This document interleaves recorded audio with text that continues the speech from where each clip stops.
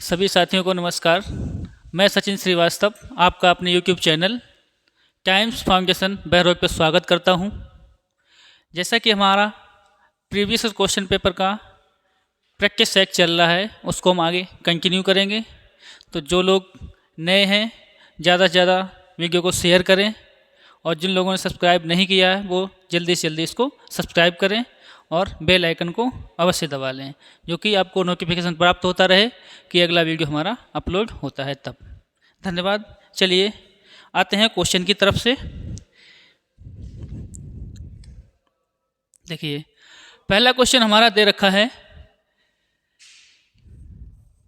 समझो इसको। इस पूरे को हम देखें,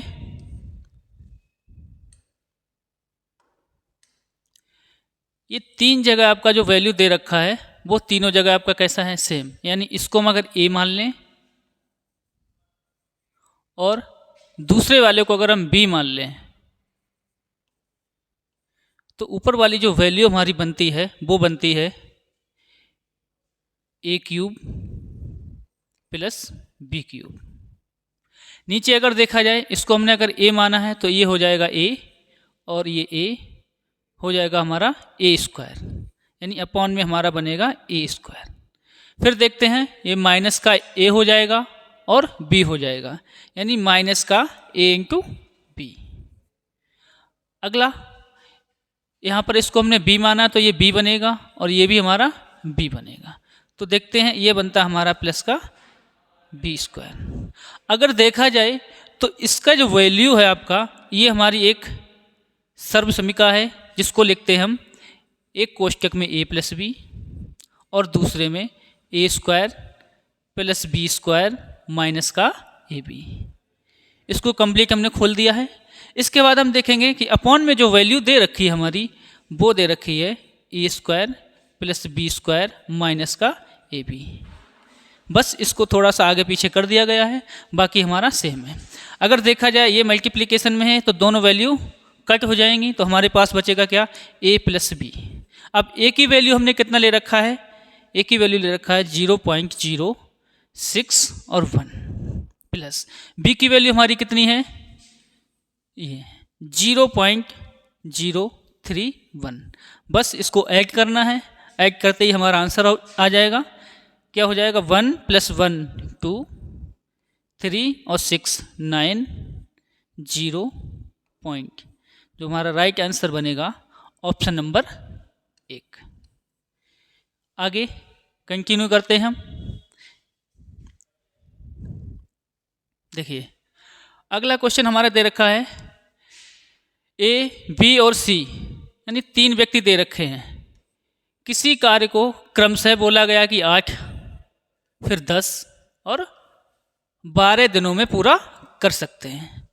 फिर बोला गया कि सभी एक साथ काम करते हैं तो उसी काम को कितने दिनों में पूरा करेंगे। यानी कुल मिला के आपको ये देखा गया है कि जो कुल वैल्यू आपकी होगी उसको निकालना है कि कितने समय में काम को कंप्लीट करेंगे। देखिए, अगर देखा जाए तो जो भी हम कार्य की यूनिट मानते हैं तो उसको हम क्या करते हैं कि जो भी हमारा समय दे रखा होता है उसका हम एलसीएम लेते हैं। अगर इसके अकॉर्डिंग देखा जाए तो इनका जो एलसीएम आएगा वो कंप्लीट आएगा 120। ठीक है, अब कंप्लीट काम ही करवाया जा रहा है तो कंप्लीट काम हमारा 120 है, तो जो भी हमारा आंसर आएगा वो 120 का ये तो फैक्टर होगा। अगर फैक्टर होगा तो 120 का फैक्टर यहाँ भी नहीं है, यहाँ भी नहीं है और यहाँ भी नहीं, तो ऑप्शन हमारा कौन सा होगा, बी। ये हम इसलिए यहाँ पर लगा सकते हैं क्योंकि हमसे जो वैल्यू पूछी गई है, एक साथ सभी काम करते हैं और कितने दिनों में पूरा काम कंप्लीट करवाया गया, तो इसकी ये जो यूनिट आएगी ना कार्य की वो 120 आएगी। तो इसका जो भी आंसर बनेगा 120 का फैक्टर बनेगा, तो 120 का सिर्फ एक ही फैक्टर बनता है ये। अब इसको हम डिटेल में समझते हैं हमें करना क्या था। देखिए, ये था हमारा कि ए का जो कार्य है वो 8,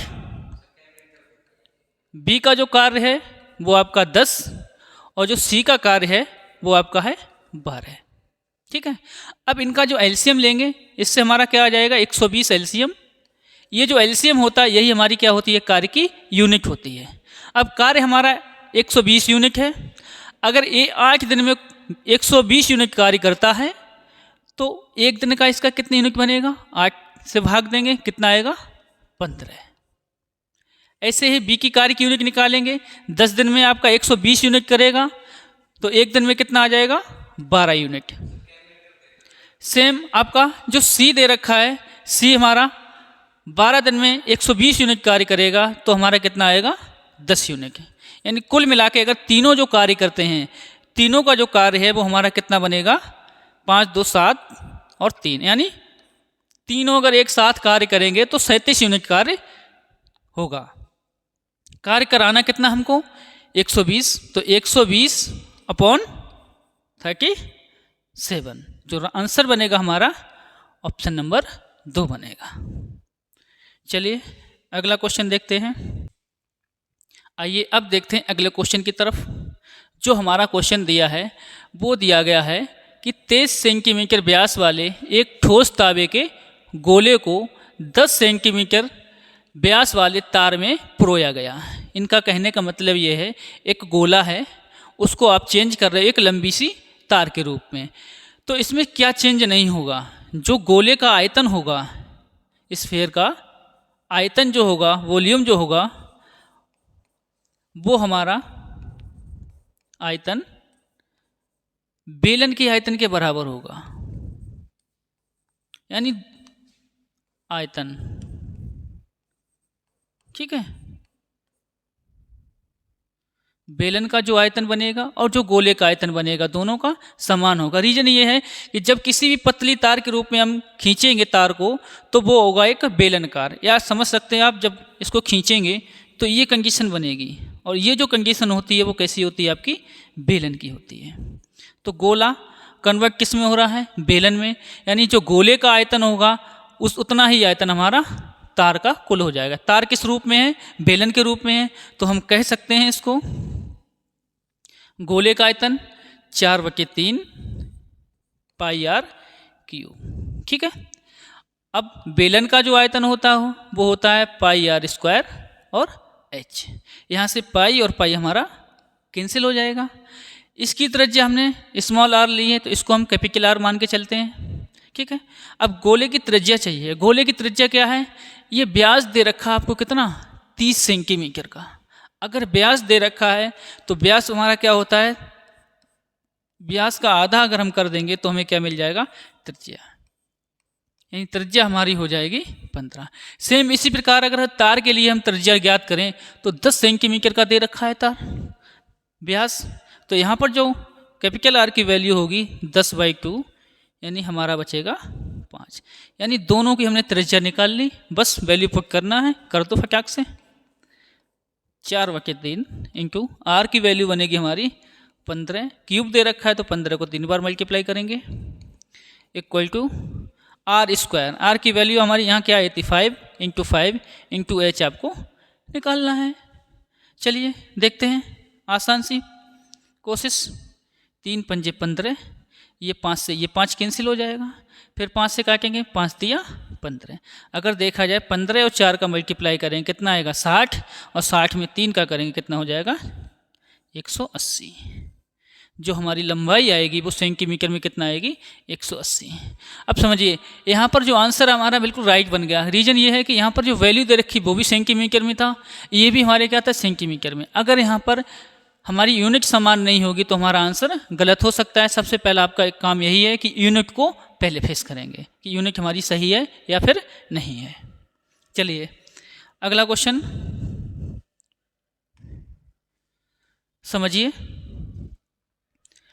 अगला क्वेश्चन दिया है, यदि राम के धन का 45% और सोहम के धन का 50%, सोहन के धन में 50% जोड़ दिया जाए, यानी राम का जो भी धन दिया है उसमें सोहन का धन जो भी है उसका आधा इसमें जोड़ दे रहे हैं, तो हमारे पास कुल धनराशि जो है वो सोहन के धन की 86% होगी। या तो आप ऐसे लिख सकते हो कि राम का जो धन था, राम के धन का 45%, इसमें हमने जोड़ दिया सोहम के धन का 50%। जब हमने इसको जोड़ा तो हमें जो प्राप्त हुई है कुल राशि वो हमारी हुई है सोहम के कितने 86% के बराबर। तो हम कर सकते हैं इसको सोहम का 86%। ये हमारी क्वेश्चन की लैंग्वेज बता रही है। अब देखते हैं इसको, ये भी सोहम की है ये भी है, तो इसको इधर ले जाएंगे, क्या हो जाएगा माइनस, तो 86 से 50 माइनस कर देंगे, यानी राम का 45% बराबर होगा सोहम का, घटा दो 50 यानी 6 और 3 36%। ठीक है, रेशियो बना सकते हैं यहाँ पर, काट दो 9 से, 9 पंजे 45, 9 चौको 36, यानी हम कह सकते हैं कि राम और सोहम इनका रेशियो जो बनेगा ये क्या हो जाएगा 4/5, यानी राम की अगर इनकम 4 है तो सोहम की कितनी होगी 5। अब क्वेश्चन में क्या पूछा गया है, पूछा गया है सोहम के पास राम के धन का कितना प्रतिशत था, यानी सोहम के पास राम के धन का, तो जिसके साथ का जुड़ा होता है यानी ऑफ होता है वो रहता है नीचे, यानी राम की वैल्यू क्या आएगी अपॉन में 4। पूछा किसका गया है सोहम का, तो ऊपर 5% पूछा गया है इंटू 100 कर देंगे, तो हमारा हो जाएगा 25 चौके 100, ये इसका मल्टीप्लाई करेंगे कितना आएगा 125, यानी जो हमारा आंसर बनेगा ऑप्शन नंबर 3 राइट आंसर बनेगा। चलिए अगला क्वेश्चन देखते हैं, समझो। अगला जो क्वेश्चन हमारा दिया है वो दिया गया है कि 5वीं अभाज्य संख्या और 100 के ठीक बड़ी अभाज्य संख्या का गुणनफल क्या होगा, यानी what is the product of 5th prime number and the prime number of immediately greater than 100, यानी 100 से ऊपर की जो भी प्राइम नंबर है उसका मल्टीपल, और जो 5th आपका प्राइम नंबर उसका मल्टीपल आपको चाहिए। तो 100 के ऊपर का अगर प्राइम नंबर की बात की जाए तो जो 101 होता है वो हमारा 100 से प्लस का प्राइम नंबर होता है। इसके बाद हमें चाहिए 5वां, तो सबसे पहले हम ऑप्शन को हटाने की कोशिश करेंगे।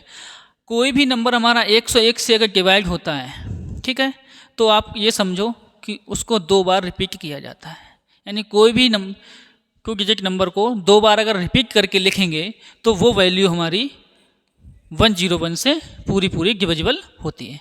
अगर यहाँ पर देखा जाए तो ये वैल्यू हमारी नहीं होगी और ये भी नहीं होगी, यानी ये दोनों देखो 2 डिजिट के नंबर हैं, दोनों 2 बार रिपीट किए गए हैं, तो इसका मतलब इन दोनों में से कोई सा भी आंसर आपका बन सकता है। अगर यहाँ पर एक और संख्या होती यानी बदली हुई होती तो फिर हम कोई भी दोनों में से एक आंसर लगा सकते थे, लेकिन यहाँ पर जब हमें 2 ऑप्शन मिले हैं तो हमें क्वेश्चन को पूरा कंप्लीट करना पड़ेगा। सबसे पहले आपको फोकस यही करना है कि जैसे भी हो ऑप्शन से अगर आंसर हमारा आ रहा है तो उसको लगा दें, जब नहीं बनता है तो कोशिश करेंगे हम पूरा आंसर निकालने की।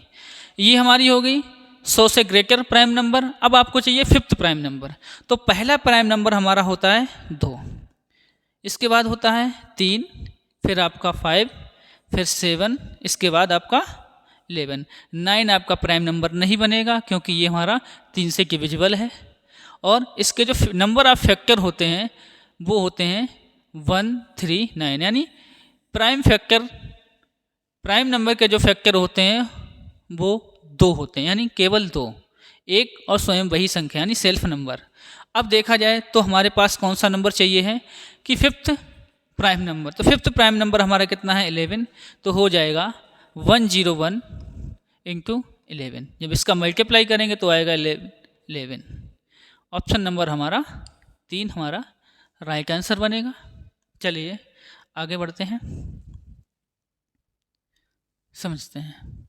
समझो, ये क्वेश्चन हमारा दे रखा है कि एक व्यक्ति 4% वार्षिक साधारण ब्याज की दर पर 2 वर्ष के लिए 5,000 रुपये उधार लेता है और वह तुरंत इसे दूसरे व्यक्ति को 25/4% वार्षिक ब्याज की दर पर 2 वर्ष के लिए उधार देता है। लेन देन में उसका लाभ प्रतिशत ज्ञात कीजिए।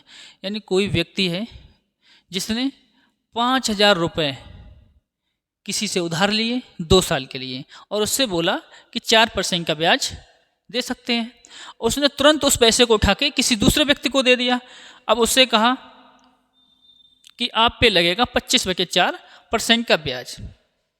सिंपल इंटरेस्ट हमारा ये कहता है कि जो वैल्यू होती है सिंपल इंटरेस्ट की वो हर साल बराबर लगती है। तो जब इसने लिया है वो लिया है 4% पर, तो 4% पर लिया है 1 साल के लिए, लिया कितने का है 2 वर्ष के लिए, तो 2 वर्ष में इसके अकॉर्डिंग बनना चाहिए पैसा हमारा 8%, यानी वो जो ब्याज देगा वो 8% देगा।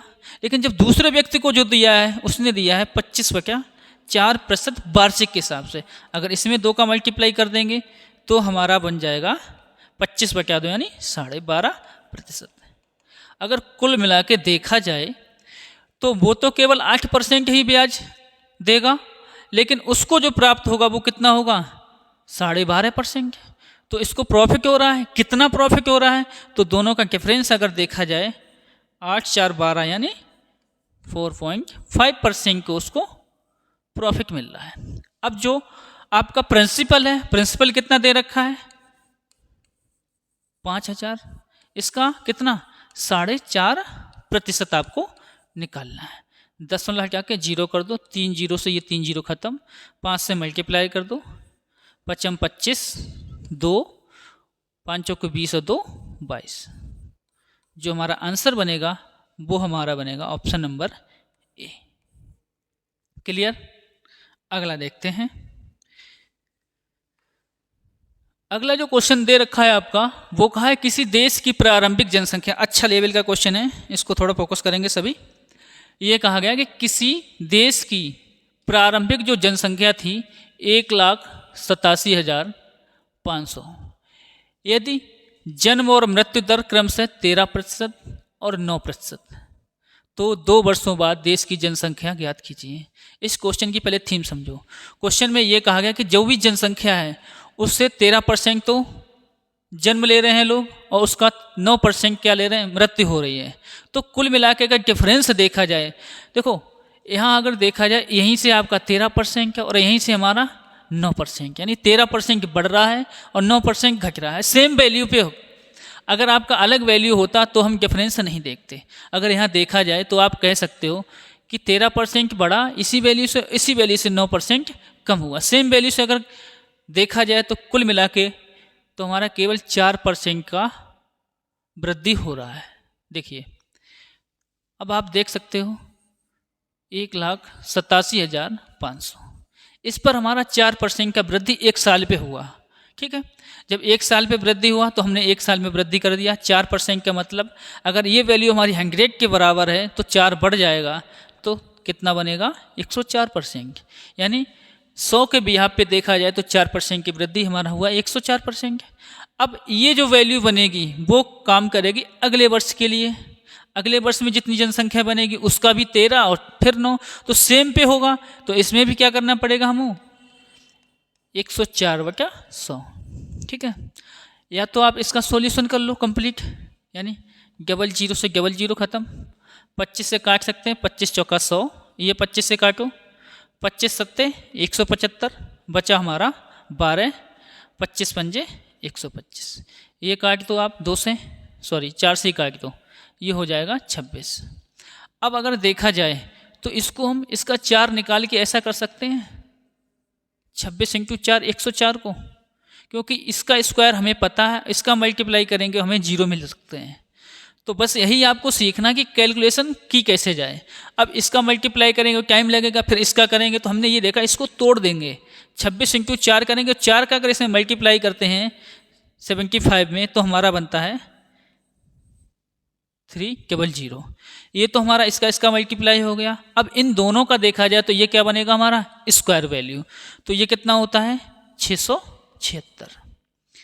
अगर आपको क्वेश्चन कंप्लीट नहीं लगाना है, यहाँ के बाद आपको कैलकुलेशन भी नहीं करनी है। अगर नहीं करनी है तो आपको डिविजिबिलिटी रूल आने चाहिए। डिविजिबिलिटी रूल के लिए आपको क्या देखना है कि 00 तो आना ही आना है, तो भाई सभी वैल्यू में दे रखा है 00। इसके बाद आपको ये देखना है कि ये जो वैल्यू है वो हमारी 3 से डिविजिबल होगी। अगर 3 का फैक्टर इसमें शामिल है तो 3 से डिविजिबल होगी। अगर 3 से डिविजिबल है तो नंबर हम देखते हैं कौन सा हमारा 3 से डिविजिबल होगा। देखिए 3 की डिविजिबिलिटी रूल क्या है कि सभी नंबर्स का सम करते हैं, 2 और 2 4 और 7 और 4 11, यानी यहाँ पर हमारा बना 11 जो हमारा 3 से डिविजिबल नहीं है, तो ऑप्शन नंबर ए हमारा नहीं होगा। दूसरा देखते हैं कि 9, 2 11 और 2 13। अगर ये 13 बनता है, ये भी 3 से डिविजिबल नहीं है, तो फिर ये भी ऑप्शन हमारा नहीं होगा। इसके बाद देखते हैं इसको, 3 2 5 हुआ, 5 डिवाइड बाई 3 करेंगे तो भी हमारा पूरा कंप्लीट डिविजिबल नहीं होगा, ये भी नहीं होगा। बचा हुआ आंसर हम लगा देंगे। इसको चेक भी कर सकते हो, 8 2 10 2 12। अब 12 हमारा 3 से डिविजिबल है, तो ये हमारा आंसर बन जाएगा।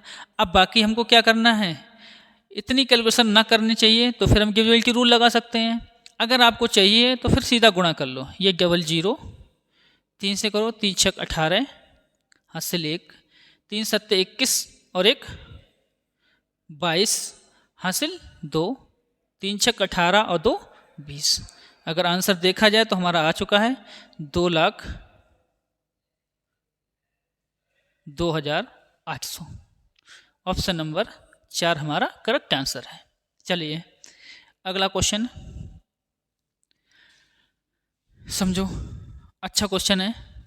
ये दे रखा है आपको कि a trip to destination is made in the following way, यानी एक डेस्टिनेशन तय करनी है आपको कि इस प्रकार दे रखी है कि 550 किलोमीटर दिया है, एवरेज दे रखा है स्पीड 55 का, यहाँ एवरेज दे रखा है 500 का, ये 400 दिया है, यहाँ पर एवरेज स्पीड दे रखी है आपकी 25, यहाँ पर 55 दिया है, एवरेज स्पीड दे रखी है 55। पूछा गया था what is the average speed for the entire journey, यानी पूरी जो यात्रा है उसका एवरेज स्पीड पूछा गया। अगर एवरेज स्पीड की बात की जाए, एवरेज स्पीड की बात की जाए तो आपको पता होना चाहिए total distance upon total time, यही होता है आपका। तो टोटल डिस्टेंस की बात की जाए तो हमारा कितना दिया है, ये फिर ये और ये, यानी ये कंप्लीट जोड़ेंगे, ये हो जाएगा हमारा, यहाँ से 500 ले लो, इसमें जोड़ दो, कितना हो जाएगा, ये हो गया 5000। ठीक है, यहाँ कितना बचा 50, और यहाँ से 50 लो, कितना हो जाएगा 100। ठीक है, यहाँ कितना बचा अभी 5, 400, ये कितना हो जाएगा 500, तो ये हो गया 5500 और ये 5, तो कुल डिस्टेंस हमारी कितनी आ गई है 5505 अपॉन टोटल टाइम दे रखा है। अब टोटल टाइम की अगर बात की जाए तो टोटल टाइम क्या होगा वो देखते हैं। टाइम बराबर क्या होता है हमारा डिस्टेंस अपॉन स्पीड, तो डिस्टेंस यहाँ कितनी दे रखी है 550, इसकी स्पीड कितनी है 55, यानी 550 में 55 से डिवाइड करेंगे तो हमारा आ जाएगा यहाँ से 10 घंटे। ठीक है, अगला दे रखा है हमारा डिस्टेंस 4500, स्पीड दे रखी है आपकी 500। अगर डिस्टेंस अपॉन स्पीड करेंगे क्या आ जाएगा टाइम, तो यहाँ पे टाइम कितना मिलेगा हमारा 4500 में 500 कितना आ जाएगा 9 घंटे। क्लियर। अगला हमारा दे रखा है कि 400 किलोमीटर है और 25 किलोमीटर प्रति घंटे आपको ले जा रहे हैं, तो इसमें डिवाइड करेंगे कितना आएगा 25 से कम 25 बचा आपका 15 और 25 छक्का 150, यानी कुल 16 घंटे यहाँ आ गए। अब यहाँ पर करेंगे कितना कि 55 किलोमीटर है, 25 किलोमीटर प्रति घंटे की स्पीड है, तो ये हो जाएगा 55 डिवाइड बाई 35, 11 और 7 भाग दे सकते हैं, तो ये बनेगा आपका 7 एकम 7 4/7। कुल टाइम की बात की जाए तो क्या होगा 9 1 10 और 10 10 20 और 16 36, यानी 36 सही 4/7 घंटे, ये टोटल हमारा टाइम हो गया। अब सबसे पहले हमें फोकस करना होता है ऑप्शन से कि आंसर में जल्दी कैसे लाना है, ये तो हम सॉल्यूशन करा ही रहे हैं। अब आपको ये देखना है कि अगर हमारी स्पीड की बात की जाए तो यहाँ स्पीड कितनी हाईएस्ट है 500, मिनिमम कितनी है आपकी 25, यानी जो भी हमारा आंसर आएगा इस रेंज के अंदर ही आएगा, यानी 25 से तो ज़्यादा होगा और 500 से हमारा कम होगा। अगर यहाँ देखा जाए तो पहले ऑप्शन में कितना दिया है 3300, तो ये तो हमारा होगा ही नहीं, दूसरा हमारा दे रखा है 9600, ये हमारा होगा ही नहीं क्योंकि ये तो रेंज के बाहर ही है। यहाँ कितना दिया 500, इससे ज़्यादा हमारा आंसर आना नहीं है और 25 से कम हमारा आंसर आना नहीं है, तो ये दोनों होंगे नहीं। अब ये दो ऑप्शन दे रखे हैं तो यहाँ पर हम चेक कर सकते हैं। यहाँ देखिए इसे हल करेंगे, 7 छक्का 42 और 4, 7 छक्का 42 और 4 46 हासिल 4, 7 या 21 और 4 25, यानी 256/7, ये हमारा टोटल टाइम आ गया। ये हमारी स्पीड है, बस डिवाइड करना आपको 550/256, ये वाला जो 7 जाएगा वो ऊपर पहुंच जाएगा। अब इसके बाद भी आपको सॉल्यूशन नहीं करना है, ज़्यादातर आप कोशिश ये करो ऑप्शन जहाँ पे हमारा फिक्स हो जाए वहीं देख लो कि अपॉन में 256 आ रहा है और यहाँ पर केवल 256 कहाँ पे है, यहीं पे दे रखा है, और 25 ये कभी भी इसका मल्टीपल है नहीं, तो ये कभी भी हमारा आंसर नहीं बनेगा क्योंकि अपॉन में 25 दिया है। कुछ भी हम काटेंगे तो यहाँ पर कम से कम 2 का एक फैक्टर बनेगा ही बनेगा, और 25 का ये मल्टीपल नहीं है तो ये आंसर नहीं बनेगा। ऑप्शन नंबर हमारा 4 करेक्ट हो जाएगा। बाकी आप कैलकुलेशन कर सकते हो, 7 से मल्टीप्लाई करें 225 का भाग देना है, समथिंग 150 प्लस आ जाएगा। अगला क्वेश्चन देखते हैं। देखिए अच्छा क्वेश्चन है, सभी लोग फोकस करेंगे। ये कहा गया यदि k² + 3 और k³ + 5 अभाज्य संख्या है, यानी ये दे रखा है if k² + 3 and k³ + 5 are prime numbers, यानी प्राइम नंबर हैं। अगर ये प्राइम नंबर हैं तो उनके केवल ओनली 2 फैक्टर हो सकते हैं, इससे एक्स्ट्रा होंगे नहीं। सबसे पहले हमें ऑप्शन उठाना पड़ेगा, ऑप्शन से ही करेंगे। तो ये वाला जो दे रखा, पहली बात तो ये है कि ये हमारा प्राइम नंबर ही नहीं है, क्योंकि 4 जो होता है ये हमारा कैसा होता है, कंपोजिट नंबर, क्योंकि इसके जो नंबर ऑफ फैक्टर होते हैं 1, 2 और 4, ये 2 से अधिक फैक्टर हो गए तो ये हमारा कंपोजिट नंबर होगा, ये प्राइम नंबर नहीं हो सकता। दूसरा ऑप्शन देखते हैं, हमारा दे रखा है 3। अगर k का वैल्यू हम 3 रखेंगे तो दूसरा बनेगा k² + 3, k का स्क्वायर यानी 3 का स्क्वायर 9 + 3 कितना हो जाएगा 12, जबकि 12 हमारा कैसा है, ये एक कंपोजिट नंबर है, तो ये भी ऑप्शन नहीं आएगा। इसके बाद हम 7 को देखते हैं, k की वैल्यू 7 लगा दो तो 7 स्क्वायर करेंगे 49 + 3, ये बनेगा हमारा 52, ये भी हमारा क्या है, कंपोजिट नंबर, 2 से डिविजिबल है, तो ये भी नहीं बनेगा। बचा हुआ आंसर हमारा सही हो जाएगा। इसको चेक भी कर सकते हैं हम, क्या होगा k और k² + 3 और दिया है k³ + 5, k की वैल्यू यहाँ पे 2 लगा दो, ये 2 का स्क्वायर कितना होगा 4 + 3, क्यूब होता है हमारा 8 + 5, अगर देखा जाए 2, 7 और 13, ये हमारे बनेंगे प्राइम नंबर। तो ऑप्शन हमारा जो राइट बनेगा वो हमारा बनेगा ऑप्शन नंबर 4। क्लियर है? अगले क्वेश्चन की तरफ देखते हैं। अगला क्वेश्चन दिया है, यदि चाय की कीमत 28% बढ़ जाती है तो इसके उपयोग में कितने प्रतिशत कमी की जानी चाहिए ताकि व्यय अपरिवर्तित रहे। इनका कहने का मतलब ये है कि जो चाय थी वो पहले जिस भी रेट पे बिक रही थी उसके रेट को इंक्रीज कर दिया गया, कितना 21%। अब आप रियल लाइफ से रिलेट कर लो इसको। कहने का मतलब ये है कि जैसे आप दुकान पे जाते हो, आपकी मम्मी ने रुपए दिए 100, ठीक है, जो 100 रुपये दिए तो उन्होंने ये मान के चलो कि 100 रुपये केजी ही उनके हिसाब से था कि 100 रुपये केजी आपको मिल रही है, क्या चीनी मिल रही थी। अब दुकानदार के पास आप पहुँचे, उसने कहा सर अब तो भाव बढ़ गया है, जो पहले खरीदते थे वो नहीं है। आपने पूछा सर कितना बढ़ गया, उसने कहा 28% बढ़ गया। 28% का मतलब क्या होता बताइए। उसने कहा सर अब ये 100 वाली चीज़ आपको कितने की मिलेगी, 128 की मिलेगी। तो उसने कहा मैं तो 100 रुपये ही लेके आया हूँ, मम्मी को क्या जवाब देना है। तो उसने कहा भाई कुछ भी जवाब दो, वो आपका मैटर है, बात यह है कि अब रेट लगेगा 128 का, तो आप सोचो वो क्या करेगा। चीनी तो उसको 100 रुपये की ही लेनी है, तो वो ये कहेगा भाई कम कर दो। अब कितना कम करना है, जितना आपने बढ़ाया है उसके हिसाब से आप कमी कर दो, यानी पुनः इसी रेट में वापस आना है। तो कितना कम करेगा 28।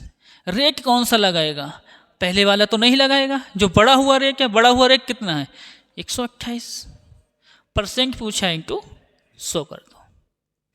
ठीक है, काट दो आप 4 से, 4 तिया 12, 4 दूना 8, 4 सत्ते 28, फिर 4 से काट लो, 4 अट्ठे 32, ये 4 से काटेंगे 25, 25 सत्ते 175 बटे में 8, 8 से डिवाइड करेंगे, 8 दूना 16 और ये बचा 1 15 हुआ, यानी समथिंग हमारा आएगा 22%। 8 दूना 16, 15 1 बढ़ा दिया लगभग 16, ठीक है।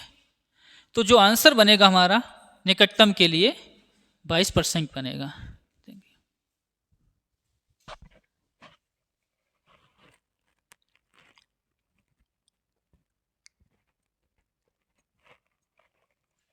धन्यवाद। चलिए अगले क्वेश्चन देखते हैं हम, समझिए। अगला क्वेश्चन हमारा दे रखा है कि एक त्रिभुज है, इसकी जो साइड्स हैं वो दे रखी है, एक तो 24, दूसरी 17 और तीसरी 9। पूछा गया इसका एरिया कितना आएगा।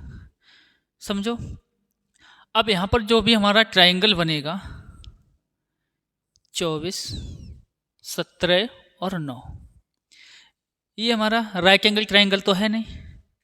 जब राइट एंगल ट्रायंगल नहीं है तो सिर्फ इसके लिए एक ही फार्मूला अप्लाई हो सकता है, कौन सा, हीरोज फार्मूला। क्या होता है, ये होता है आपका अंडर रूट में एस माइनस ए, एस माइनस बी और एस माइनस सी, ये हमारा एरिया का फार्मूला होता है। अब बात आती है यहाँ पर एस क्या है। जो एस दे रखा है उसको बोलते हैं सेमी पेरीमीटर। सेमी पेरीमीटर क्या होता है, जो हमारा पेरीमीटर होगा उसका हाफ। पेरीमीटर कितना है, यानी जो भी हमारी वैल्यू होगी, यानी A plus B plus C by 2। अब तीनों साइड्स का टोटल सम करेंगे हम तो कितना बनेगा, 24, 9 और 17। अगर जोड़ा जाए 16 और 9 कितना हुआ, सॉरी 17 और 9 कितना हुआ हमारा 26, 26 और 24 होता है पूरा 50। 50 बटे 2 कितना आएगा हमारा 25। अब ये तो कन्फर्म हो गया हमारा कि यहाँ पर एस की वैल्यू कितनी आएगी, 25 आएगी। और 25 आएगी तो इसका जो भी आपका रूट निकालेंगे तो 5 तो आना ही आना है। अब समस्या ये आती है कि सभी आपके 5 के फैक्टर दे रखे हैं, तो इसको आप पूरा ही सॉल्यूशन करना पड़ेगा आपको। तो यहाँ बना सकते हो एस की वैल्यू 25, एस माइनस ए करेंगे, ए कोई भी ले लो आप, 24 ले लो, 24 कितना आएगा हमारा इंटू 1। फिर एस माइनस बी करेंगे, 9 कम कर दो कितना आएगा 16। इसके बाद हम 17 कम करेंगे कितना आएगा 8।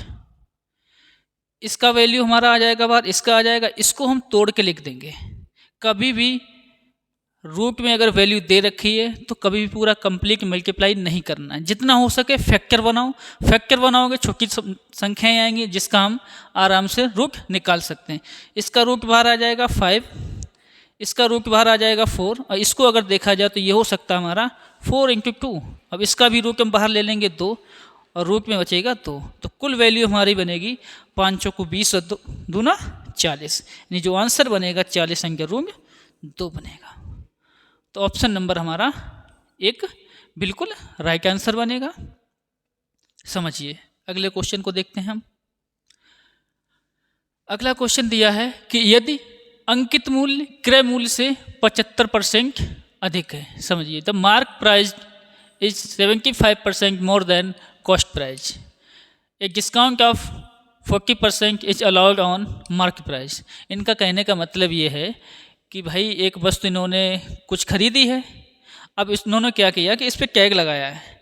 3 चीज़ें होती हैं आपकी, एक तो होता है कॉस्ट प्राइस, दूसरा होता है एमआरपी और तीसरा होता है आपका सेलिंग प्राइस। 3 चीज़ें होती हैं। कॉस्ट प्राइस वो होती है जिस पर दुकानदार वस्तु खरीद के लाता है। जब दुकानदार वस्तु खरीदता है तो जिस पे लेके आया वो तो वैल्यू ऐड नहीं करेगा, फिर वो अपना क्या लगाता है, एक टैग जिसको बोलते हैं एमआरपी, वो लगाता है अपने अकॉर्डिंग, कितना बढ़ा के उसको लिखना है। फिर आपसे ये कहेगा कि भाई इस पे हम इतना % छूट दे रहे हैं। कुल मिला के आपको घुमाया जा रहा है कि हाँ भाई हमने इतनी छूट दे दी, तो आप लोग भी खुश रहते हैं कि सर इतना छूट मिला है और मुझे इतनी सस्ती पड़ी है। वो कुछ नहीं है, सब दिखावा होता है। देखिए अब यहाँ पे समझिए कि अगर वो वस्तु 100 रुपये की खरीद के लाया अपने लिए, जब उसने बेचने के लिए इसको तैयार किया तो कुछ न कुछ MRP यानी टैग लगाया होगा।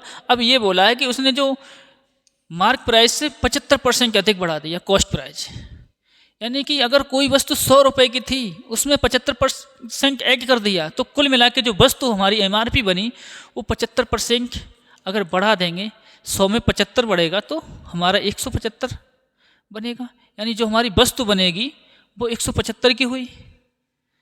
देखो, इसके बाद उसने कहा कि हम छूट दे रहे हैं, कितने की दे रहे हैं? 40%, यानी 40% आपका डिक्रीज कर रहे हैं। हमेशा याद रखो, जो भी हमारा अंकित मूल्य बनेगा वो कॉस्ट प्राइस से बढ़ा के, और जो भी हमारी डिस्काउंट मिलता है, डिस्काउंट जो दिया जाता है वो दिया जाता है MRP पे। अगर MRP पे 40% आपका डिस्काउंट हो गया, कहने का मतलब ये है अगर MRP 100 है तो 40 रुपये वो छोड़ रहा है, तो हमारे पास तो कितना देना पड़ेगा? 60। तो यही समझिए कि अगर 40% वो नहीं ले रहा है तो कितना ले रहा है? MRP का 60%। ये डिस्काउंट हो गया, परसेंट का मतलब से, यानी 100 पर 40 रुपये वो छोड़ रहा है, तो हमें तो देने हैं कितने? 60। तो जो भी MRP होगा उसका 60% आपको देना है, यानी MRP हमारा था 175, इसका 60% आपको वैल्यू देना था। निकाल सकते हैं, 25 से काट, जिसको 0 रहने दो, 25 चौका 100, 25 सत्ते 175, इसको काटेंगे 15, 15 सत्ते 105, यानी जो भी वैल्यू हमारी आई है वो सेलिंग प्राइस की बनी कितना? 105। अब समझ सकते हो कि कॉस्ट प्राइस हमारा कितना था? 100, और सेलिंग प्राइस कितना है? 105, यानी जो वस्तु 100 रुपये की हम खरीद के लाया था वो बेच रहा है आपका 105 में। परसेंट का ही मतलब ये होता है कि जो वैल्यू में 100 पे होती वही हमारा परसेंट हुआ। परसेंट का मतलब 100 पे, 100 के ब्याज पे अगर इसको देखा जाए तो सीधा आपको लग रहा है कितना? कि 5% अधिक हमको देना पड़ेगा, तो उसका जो प्रॉफिट होगा वो कितना बनेगा हमारा? 5%। अगर आपको वीडियो अच्छा लगा करे तो भाई लाइक कमेंट करते रहा करो, ठीक है। अब आते हैं अगले क्वेश्चन की तरफ। अगला क्वेश्चन दे रखा है कि find the average of the first 5 composite number. Composite number समझिए, अभी तक आपने प्राइम नंबर से क्वेश्चन देखा था, अब कंपोजिट नंबर। तो सबसे छोटा कंपोजिट जो नंबर होता है वो होता है हमारा 4, यानी जिसके मिनिमम 3 फैक्टर होना आवश्यक है, मिनिमम 3 फैक्टर। तो सबसे पहला हमारा 4, इसके बाद दूसरा हमारा बनता है 6, इसके बाद अगला बनता है हमारा 8, इसके बाद हम अगले की बात करेंगे, 8 के बाद आएगा हमारा 9। रीजन क्या है कि 9 जो है आपका वो मिनिमम 3 फैक्टर रखता ही रखता है, 1, 3 और 9। इसके बाद हमारा कौन सा है? 10। यानी ये नंबर्स हमारे कैसे हो गए? कंपोजिट। जो बचे हुए नंबर थे हमारे वो हमारे क्या थे? प्राइम नंबर, जिसमें आपका एक ना तो प्राइम है ना ही कंपोजिट है। तो कुल मिला के देखा जाए तो यहाँ कितना टोटल बनेगा? 4, 6, 10, 10 और 10 20, 8 28 और 9 37। अब एवरेज चाहिए है। एवरेज का क्या होता है कि एवरेज जो होता है कि सम ऑफ टोटल नंबर अपॉन में टोटल नंबर। सम हमने कर लिया है टोटल नंबर का, अपॉन में कितना आएगा? 5 से डिविजिबल करेंगे। अगर 5 से डिविजिबल करना है, बड़ा सिंपल है कि ऊपर वाली वैल्यू को आप 2 गुना करके एक अंक बाद दशमलव लगा दें, यानी ऊपर नीचे हम 2 का गुणा कर देते हैं, बस कुछ नहीं है। अगर इसको करेंगे कितना आएगा? 4 और 7 74, अपॉन में कितना? 10, इसीलिए कितना लिख देते हैं? 7.4। समझ में आई चीज़ें? यानी ऊपर वाली वैल्यू को 2 से मल्टीप्लाई करके सीधा एक अंक पीछे से दशमलव लगा दो। क्लियर? अगला क्वेश्चन, अगला क्वेश्चन आपको दिया है हाइट एंड डिस्टेंस से संबंधित है। ये दिया है the vertical pole of length 8.3 metre cast a shadow length 4.15 metre. Find the height of tree that cast 40 metre long shadow under similar condition. इनका कहने का मतलब ये है कि एक खंबा है, खंबे की जो छाया है वो आपकी दे रखी है। देखो, खंबे की जो लंबाई है वो दे रखी है 8.3, और इसका जो शैडो बन रही है वो बन रही है 4.15, ये शैडो है, ये इसकी हाइट है। अगर देखा जाए तो हम कह सकते हैं ये इसका कितना बनता है, हाफ। अगर इसका हाफ कर देंगे तो हमें ये मिला। क्लियर। अब कहा गया है कि एक द हाइट ऑफ ट्री, यानी पेड़ की लंबाई चाहिए उनको जो 40 मीटर लंबी शैडो बनाता है, यानी सिमिलर कंडीशन। ये इसका हाफ है, सिमिलर कंडीशन आगे लगानी है, यानी शैडो दे रखी है आपको, कितना बनाती है 40 का। अब इसको क्या चाहिए है, हाइट चाहिए। इधर से इधर जा रहे हैं हम, हाफ कर रहे हैं, जब इसको वापस करेंगे तो क्या करेंगे, 2 से मल्टीप्लाई करेंगे, कितना हो जाएगा आपका 80। तो राइट आंसर क्या बनेगा 80 मीटर। चलिए अगला क्वेश्चन समझते हैं। कहा है Arun bot 150 guavas for 525 rupees and sold them at the rate of 36 per dozen. What is the profit of या loss percentage of अरुण? कहा गया है कि अरुण ने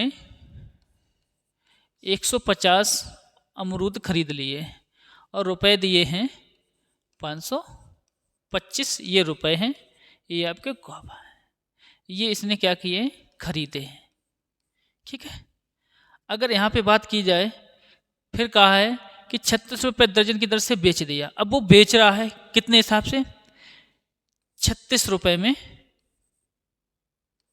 12, ये इसका सेलिंग है। क्लियर। वैल्यू को छोटा कर सकते हैं आप, यहाँ पे कर लो 5 से डिवाइड, ये 30 हो जाएगा, ये 5 से डिवाइड करेंगे 105 हो जाएगा। अगर यहाँ देखा जाए तो ये बनेगा 1 और 3। ठीक, यानी एक अमरूद 3 रुपए का बेच रहा है, यानी 30 अमरूद 105 रुपए के उसने खरीदे थे। तो यहाँ पर एक साइड की वैल्यू बराबर कर लो, या तो अमरूद बराबर करो या फिर रुपए बराबर करो। तो हम कह सकते हैं यहाँ भी 3 से डिवाइड कर लो आप, ये 10 हो जाएगा, ये 3 से डिवाइड करेंगे कितना होगा, 3 तिया 9, 3 पंजे 15, यानी 10 अमरूद कितना का 35 का। तो एक अमरूद कितने का, 3.5 का। तो आप समझ सकते हो कि 3.5 रुपये का खरीद के लाए हैं, बेच कितने का रहे हैं, 3 का। तो कितने का हो रहा है, यानी यहाँ भी 10 कर दो, यहाँ भी 30, 10 मतलब में मत जाओ आप, यानी 10 खरीद के लाए हैं 35 रुपये के और 10 बेच रहे हैं 30 रुपये के। तो जायज़ सी बात है, रुपए के अकॉर्डिंग अगर देखा जाए 35 का खरीदा है, 30 का बेचा है, तो हमारा लॉस ही हुआ है। कितना लॉस हो रहा है, 5 का। प्रॉफिट और लॉस अगर रुपए की बात तो कहाँ देखा जाएगा, कॉस्ट प्राइस हमारा कितना है 35 इंटू कर दो 5 सत्ता 35, 7 से डिवाइड कर देंगे, हमारा आ जाएगा 1/7 की वैल्यू होती है आपकी